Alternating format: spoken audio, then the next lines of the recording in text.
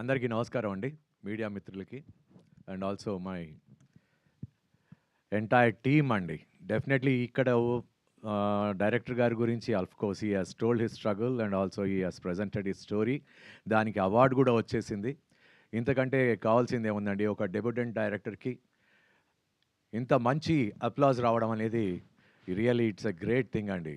దీంట్లో ఒక చిన్న క్యారెక్టర్ పోషించాను, ఒక కుల పెద్ద క్యారెక్టర్. చాలా చాలా happy.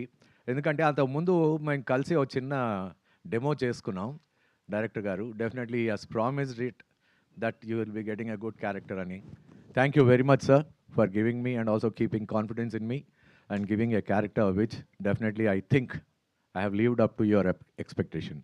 Thank you very much and thank you very much for our co-stars.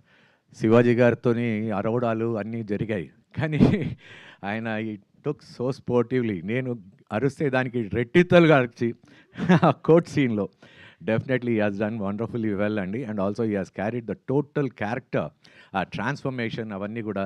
Of course నేను ఆయన గురించి చెప్పడం అనేది చాలా చిన్న విషయం సార్. నాకు తెలిసిన విషయంలోనే చెప్తున్నాను, నా పరిధిలోనే చెప్తున్నాను. థ్యాంక్ యూ వెరీ మచ్ అండి. ఇలాంటి కొత్త సినిమాలు, ఇలాంటి అవార్డులు వచ్చినప్పుడు కానీ, లేకపోతే ఒక మంచి మన జూనియర్ ఎన్టీఆర్ గారు ట్వీట్ చేసినట్టు కానీ అలాంటి పుష్లు అనేది వస్తే అండ్ ఆల్సో ఫ్రమ్ ప్రజల నుంచి కూడా మంచి ప్రోత్సాహం లభిస్తుందండి.